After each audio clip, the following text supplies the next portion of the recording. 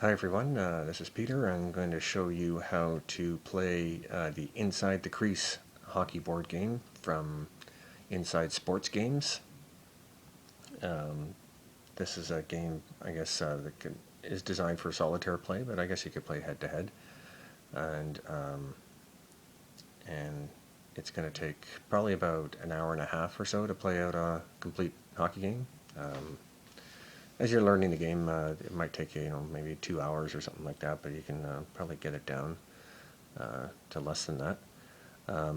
This is a game that's totally driven by a faxed action card deck, which is these cards here, which are double-sided. It's got different things on the front and the back, and I'll show you how that works.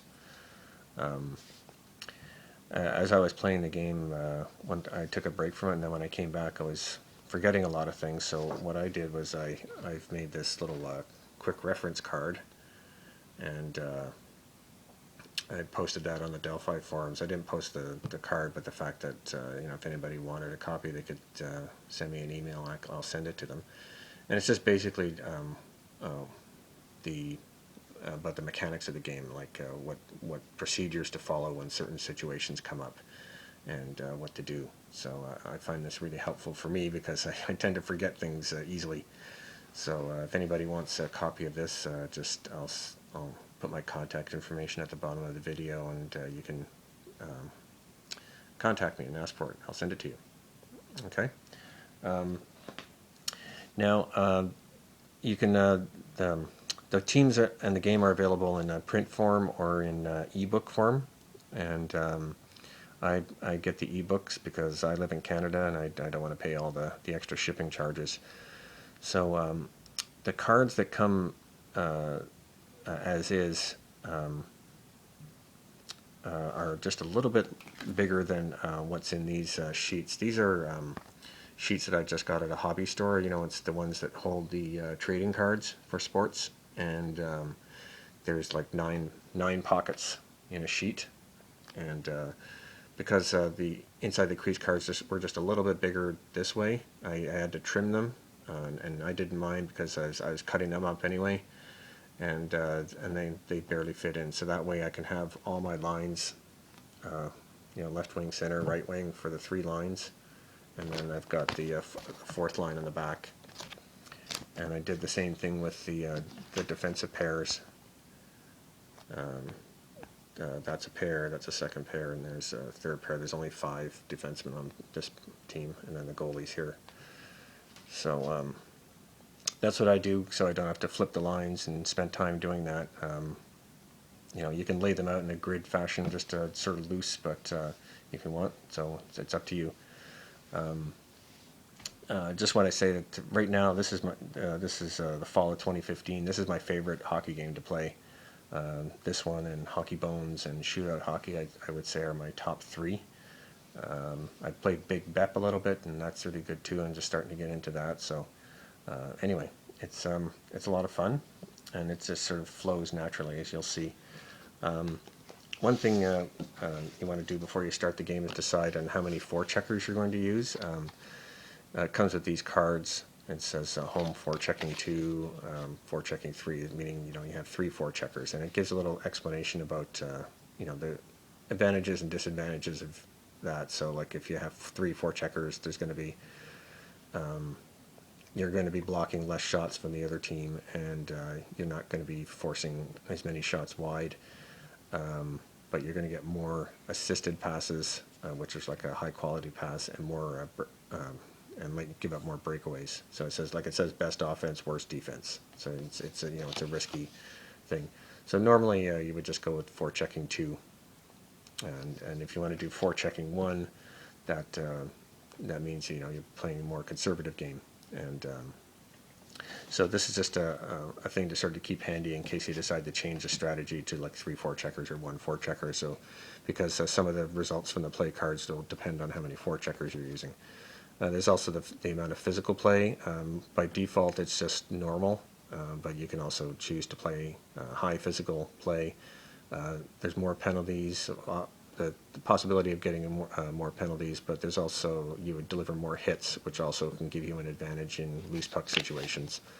Or you can go with a physical play low, so the less chance of getting a penalty. So when a team is killing a penalty, they'll automatically go into the physical play low mode to lower the risk of getting another penalty. Okay, so as I said, this game is completely driven by this fast action deck. There are no dice involved in this game, so I know that there's some people that don't like games with these fast action cards, and some that do, so I do. And the other thing to keep in mind, the other thing I didn't have printed out here is the timing sheet. So like every play, every sequence means 20 seconds on the clock.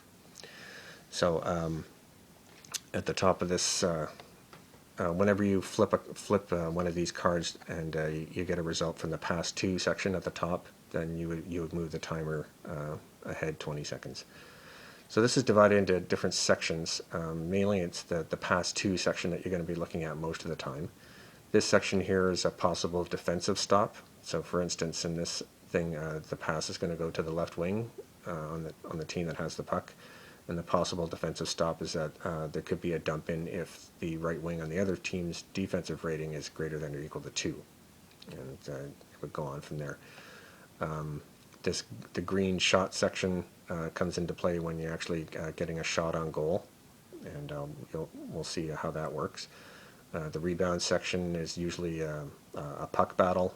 For instance, in this case, between the offensive right wing and the defensive left defense +2. So that means you would just add 2 to the defensive left defenseman's loose puck rating.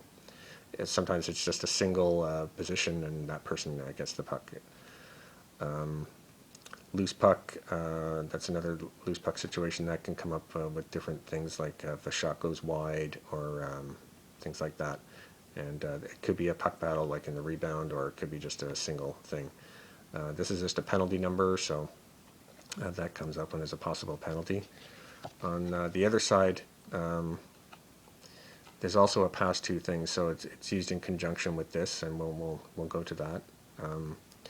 The FO is the face-off, the result of a face-off. AST means an assisted pass, which means a high-quality pass. Breakaway section, that's a breakaway check, and you'll have situations where there's a possible breakaway, and it's usually a check to see if the identified player has a breakaway rating that's high enough for it to get a breakaway. Yes, a lot of these things are read sort of in conjunction with the other, so side by side. So like the green section where for the shots, the green part on the left-hand card here is a possible defensive stop at the shot phase. This rebound is a rebound number. When you look on the players' shooting columns, there's a thing for dump-ins, and that gives the actual type of penalty when somebody's awarded a penalty. Okay, so let's get started. We're playing the 70-71 Montreal Canadiens against the Boston Bruins. And so you start the play by flipping a card and looking at the face-off section. Sorry. In this case, it says KO home, which means the home center has been kicked out of the face-off. So that's Phil Esposito. He's been kicked out, so we'll flip another card to see what happens at the face-off. And it says the center for the visiting team wins the face-off. This result would also apply if both centers had the same face-off rating, then the team in brackets would get the puck. So Jean Beliveau has won the face-off, and he has control of the puck. In this game, it's not so much the player who controls the puck at this stage is important. It's just more or less the team. So now we start the play. So we flip. Every time you flip a card and read from the past two section, you advance the timer 1. So in this case, so the timer's gone 20 seconds, and it says pass 2. So the pass 2 is to the left defense. So the left defense is Guy Lapointe, but you have to check the defensive stop first. So it says interception if the center and right wing defense is greater than or equal to 9. So the defensive ratings of the center and right wing on Boston add up to 4. So there's no defensive stop there. So we look at the number in blue here at the top is 35. So we look on LaPointe's card, and we look in the even strength column, and we look for the number 35. And then we look over to see what that means, and it says pass. So that just simply means there's going to be another pass. So flip the card to read the pass to, so we advance the time again. And this says pass to the right wing. And that's to Yvon Cormier. And it says loose puck if the left wing's hit rating is 6. And the left wing is Johnny Busick, his hit rating is a 1. So there's no stop there, and the number on this side is 37. So we look on Cormier's card under the even strength column, and 37 corresponds to AST. So he's going to make a great pass to somebody. So we flip the card. In this case, for an AST pass, you don't advance the timer 20 seconds. It's just you just go to the next one. So you look in the pass to section. The pass is to the center, who's Jean Beliveau. And on an AST pass, you ignore anything from the possible defensive stop section. So it's just a pass to the center, and it's not intercepted or anything like that. So it's a pass to the center, and the number is 23. So since it's an AST pass, you look on Belivau's AST column instead of the even strength column. And the number is 23, and that corresponds to a shot 4, SH4. Okay, so flip again, and we're going to look in the green section. So we look at I usually look at the defensive stop first, and it says that it's blocked if the left defense block rating is greater than or equal to 1. The left defense is Bobby Orr, his block rating is a 6. So the shot is blocked, and which results in a loose puck. There's also a little thing here that says defense forecheck 3, then no block. So if Boston was playing a forecheck 3 offense with 3 forecheckers, then there would be no block shot there. And if the shot wasn't blocked, you would look at the shot number here, number 13, and then you would go and look on the goalie card. And remember that it's a shot 4. So you look on Cheever's card, and you look at 13, and that corresponds to a goal. So if the shot wasn't blocked, then that would have been a goal. So the shot has been blocked by Orr, and it's a loose puck. So we flip, and we look at the loose puck section. And remember, we didn't get the result from the pass to section, so there's no timer advance in this case. So loose puck says offensive left defense versus defensive right wing +1. So we look at the offensive left defense on Montreal, because they were the ones who took the shot. And you look at, so that's Guy Lapointe, and you look at his LP rating, which is up here near the top. His LP rating is 6. And against the defensive right wing, so that's Ken Hodge, and his loose puck rating is also 6, but you add 1, and so Hodge has won the battle for the loose puck. So now Boston has possession of the puck. So we flip again, and because we're going to get the result from the pass to, we advance the timer. So the pass goes to the left wing, and it says loose puck if the right defense hit rating is greater than or equal to 8. It's not at Jacques Laperriere. His hit rating is 2. So the pass goes through to Busick. Again, you can see it says defense physical high, then the hit. So if Montreal was playing a high physical defense, then it would be an automatic hit. You wouldn't have to. It wouldn't be conditional on the particular player's hit rating, and then it would be a loose puck. When a successful hit happens, you can keep track of what's called the intimidation factor. So in this case, if Montreal was playing a physical defense, then they would register a hit, and their intimidation factor would become 1, and then that would mean whenever there's a loose puck battle, you would add 1 to Montreal's to whatever the Montreal player's loose puck rating is. Okay, so there's no loose puck here, and the number on the left FAC, fast action card, is 18. So we look at 18 on Busic's card, and that's an SH0, which is a very low quality shot. SH5 is the best and is the highest quality shot. SH0 is the lowest. So then we flip the card and we look at the green sections of the card, and it says wide if the defensive right wing's if the right wing's defense rating is greater than or equal to 10, and it's not, so the shot is not wide. Again, if Montreal was playing in a forecheck 0 or 1 forecheckers, then the shot would have been directed wide, but it's not, and so the number is 38. And so we look on Dryden's card on the 0 column, because there's an SH0 for 38, and it says it's a rebound. Okay, so for a rebound, we flip the card again and we look at the yellow section of the card.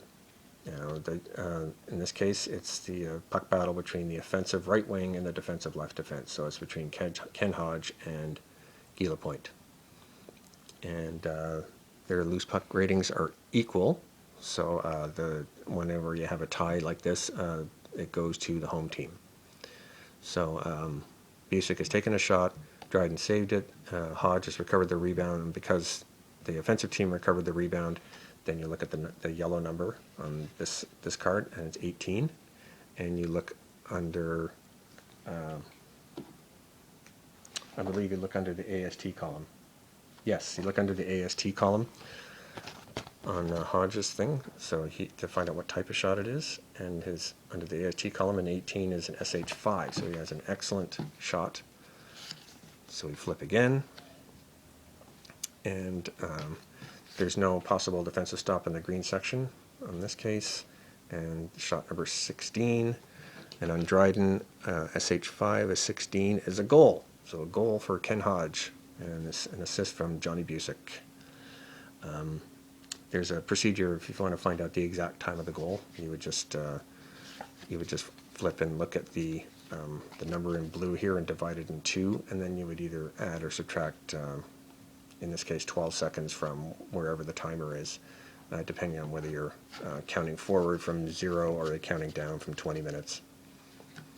Now to find out the assists, you actually flip twice, and you look at the AST section on the back of the card, and it says left defense 2. So that just means if the left defense assist rating is greater than or equal to 2, then he gets an assist. Bobby Orr's AST rating is a 7, so he gets an assist. So let's flip again to see if there's a second assist, and it says center 1, Esposito is an AST 7, so Esposito also gets an assist. Oh, sorry. Yeah, if you want to play it that way. You could also do it as like a direct result of the shot, whereas Busic took the original shot, Hodge and scored on the rebound, so you would only draw for the second assist from somebody else. In that case, it would have been Orr.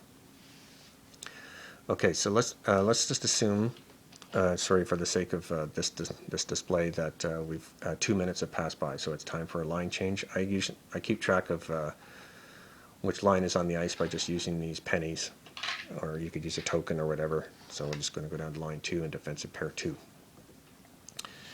So we go to the face-off, and it says the visiting center has been kicked out. So we flip again, and it says left defense, and on the visiting team. So that would be Pierre Bouchard as the puck. So we go to the pass 2, and now we move the timer because we're getting the result from the pass 2 section. And so it's the pass to the left wing, who is John Ferguson, and it says loose puck if the right wing hit rating is 2. And the right wing in this case is Johnny McKenzie. His hit rating is a 6. So it's a loose puck, and Boston is registered to hit. So sorry about that.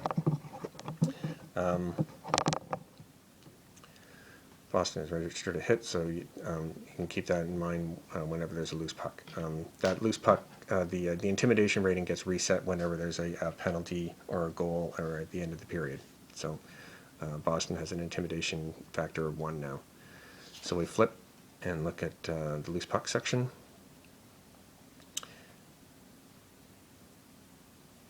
And it says face-off, possible injury, home left defense. And that doesn't apply in this case since it's not a face-off, so we'll just flip and read the next card. Loose puck, home center. So that means Fred Stanfield has recovered the puck. So we flip and we go to the pass 2 section and advance the timer. Pass goes to the left defense, which is Ted Green, but there's a penalty. There could be a penalty if the right defense penalty rating is a 1, and Terry Harper's penalty rating is a 3. So we have a delayed penalty in this instance. So we just keep playing until we get either another pass result or a giveaway. The number on the left card, on the back of the left card, is 2. So that pass to Ted Green is 2, and we look in his even strength section. 2 corresponds to an SH2. So we'll flip.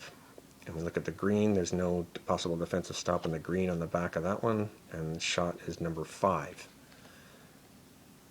So we look on Dryden's card, and an SH2 with a result of 5 is going to be a rebound. So we look at the rebound section, and it says puck battle between the offensive left wing and the defensive right defense +5. So Wayne Cashman is the left wing. His loose puck rating is 5, and the defensive right defense is Harper, and his loose puck rating is 5, and they add 5 to it. So Harper wins the battle for the loose puck, but since it's a delayed penalty on Montreal, Montreal's now touched the puck, so play is stopped, and now you award the penalty. So for a penalty, you flip the card, and you look at the penalty section at the bottom, and it says 18. So you look at Harper's card at the bottom here, and it's divided into the major and minor section. So if the number was 1 to 6, then he would have got a major penalty, but since the number is 18, he gets a minor penalty. So it's a 2-minute minor. And then it also says plus his opponent if his penalty rating is 2 or higher. So the opponent to the right wing is, to the right defense is usually the left wing. And Wayne Cashman, he has a penalty rating of 4, so Cashman also gets a penalty. And so you flip again to see what kind of penalty that Cashman is going to get, or to see if he does, because sometimes it happens that you don't get a penalty at all. And the penalty number is 18 on Cashman's card. That also results in a minor penalty. So they both get minor penalties. If you want to flip to find out what the penalties are, you could say, look at this one, say slashing and fighting or something like that, but that's up to you. So basically it's offsetting penalties, so I guess we still play 5-on-5. Okay, so I'll just play a little bit more to give you an idea how everything flows. Okay, so we flip a card to get a face-off. To make it easier, we could just change the line so we don't have to worry about substituting. So face-off rating says the right wing home. So in this case, Ed Westfall, Boston wins the face-off, and Ed Westfall has control of the puck. Okay, go to the pass 2 section of the next card, advance the timer. It says pass to left wing. And there's a takeaway, possible takeaway if the right defense takeaway is greater than or equal to 8. His takeaway rating is a 3, so there's no takeaway, and it's a 33. So it's a pass to the left wing Dom Marcotte, and 33 corresponds to a pass, so it's another pass. So flip the card again. Since it's a pass, you advance the timer, and you get a pass to the right defense. He's Dallas Smith. And there's an interception if the center and left wing defense on Montreal is greater than or equal to 11. And their defense is 6, so there's no interception, and the number is 30 On Ori's card, 30 is also a pass. So we flip this card again and go to the next one. So advance the timer again. So the pass goes to the center, and there's a forced dump in if the center's defense is 1. And in this case, Pete Mahovlich is the center, his defense is a 4. So there is a forced dump in. So in this case, you don't flip another card, and you go to the dump in section of the card that you just flipped. So there's a puck battle between the offensive left wing. So in that case, it's Del Marcotte versus the defensive right defense, which is Jacques Laperriere of Montreal, +6. Marcotte's loose puck rating is a 4. Laperriere's is 6, and he already has won the puck battle. So Boston dumped the puck in, and Montreal recovered the puck. Jacques Laperriere fought off Del Marcotte and has control of the puck. So we flip again. That's the timer. And it says pass to right defense. In this, as I said before, the player possessed the puck at the time when you flip the thing is not necessarily the player actually had the puck. It just means the team has the puck. So you can sort of use this as an abstraction that Laperriere recovered the puck from Montreal, and then in the 20 seconds that ensued, maybe that he passed it to somebody else, and now the pass has come back to him. So you can say the pass has come back to Laperriere. And it says there's a dump in if the left defense is 6. And or is a 6, so there is a dump in. Montreal dumps the puck in. So you look at the dump in section. It says goalie recovers and leaves for the left defense. So Cheevers recovers the dump in and leaves it for Bobby Orr. Pass the left defense. Advance the timer again. And penalty if the right defense penalty is greater than or equal to 2. And Laperriere's penalty thing is a 2. So there's a delayed penalty. And this is a pass to Orr, and it's number 21, and that's an SH0. So we flip here. There's no stop in the green section, and so the shot is 15. So an SH0 and 15 is a rebound. Note that you cannot score on an SH0. All the goalie cards don't have a range for goals on the SH0, all the ones that I've seen anyway. So there's a shot from Orr and there's a rebound. So you flip and you look at the rebound section. So there's a puck battle now between Bobby Orr, the offensive left defense, and Laperriere, the right defense, +1. Orr's loose puck rating is a 9, and Laperriere is a 6, +1 is 7. So Orr wins the puck battle, and so he gets the rebound shot, gets his own rebound, and the number is 15. So you look at Orr's card in the AST column, remember, because it's a rebound, and 15 corresponds to a shot 3. So it's a higher quality shot. Flip the card to find out what happens with the shot. There's no possible to stop, and the number is 36. On an SH3 on Dryden's card is another rebound. So flip the rebound card again. It's a puck battle between Dallas Smith and Laperriere,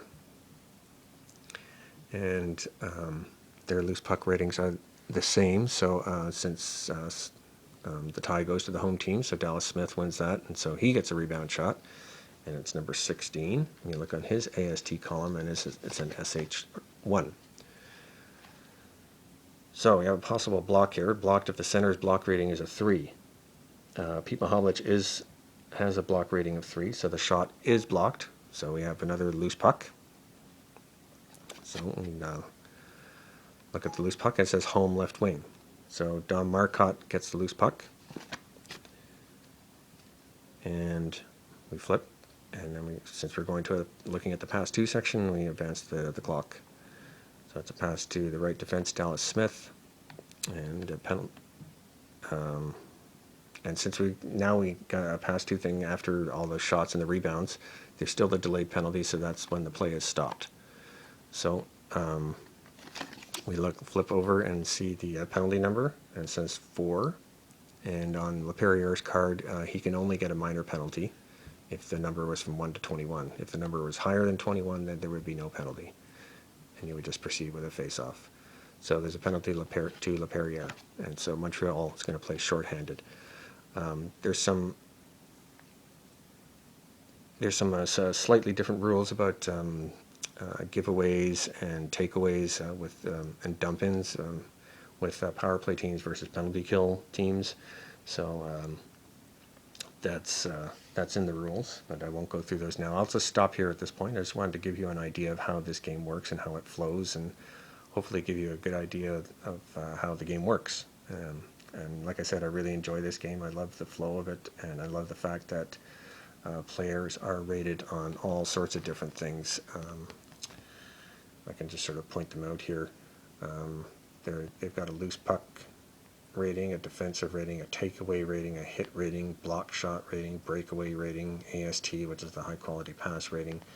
The penalties are different depending on the player, like the initial penalty number. You can see here Don Orey's initial penalty number is a 5, and then whereas Ted Green is a 3 and Rick Smith is a 3.